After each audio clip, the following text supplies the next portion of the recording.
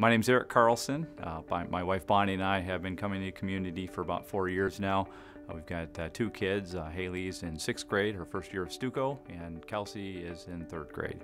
The first time we came to community, we were most impressed by the spread of food they had. They had lots of cookies and cakes, and the service was great. It was contemporary, upbeat, great music, and it was just a really neat, little different twist from my old Lutheran days. Unlike my experience going through church as a kid, kicking and screaming going every Sunday, my kids are extremely excited to go to church. They love to go to church. My daughter's first year in Stuco has just been, it's been neat to see her eyes open up and really start to find God for herself. One of the things that was probably the most exciting things about our experience with community was the opportunity to baptize both our daughters at the same service.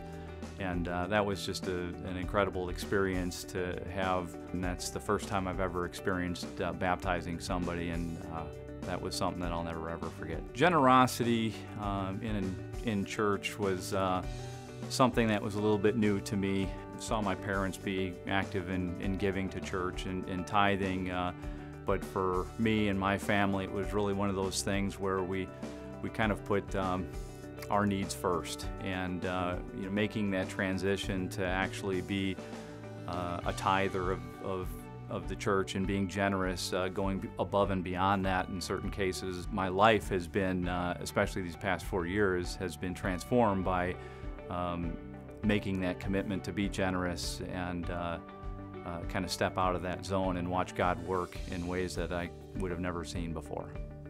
A few months into our attending community, my wife and I were challenged to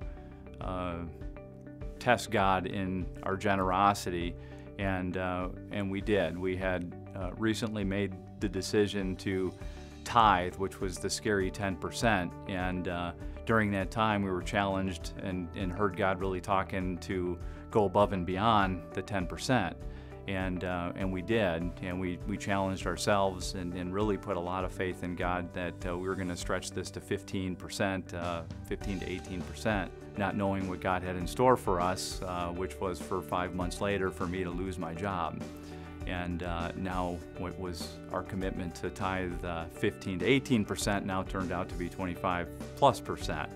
And it was a very challenging year for us emotionally. It was a challenging year for us financially. Went forward and honored our commitment, as scary as that was. If I look at my books and think through that year, the numbers don't work. Somehow God made the numbers work, paid the bills, and took care of everything, but gosh, on paper, there's no way.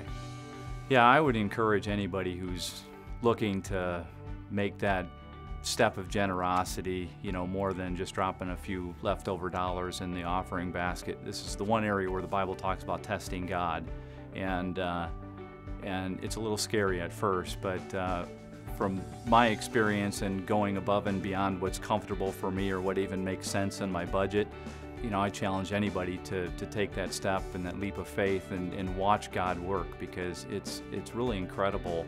It's amazing what He can do with that, and it really goes beyond what anyone can personally comprehend. I guess it's simple as saying we're all in. We're all in as a family to serve in the church at various capacities. We're all into the whole missional concept or the idea behind the church and going out into the community and serving in different missions, and certainly all in with finances and being behind the mission of what we're doing at Montgomery and some of the building projects that we've got in tune. We can't do it without people being all in, and really the whole church works the best when everybody is all in.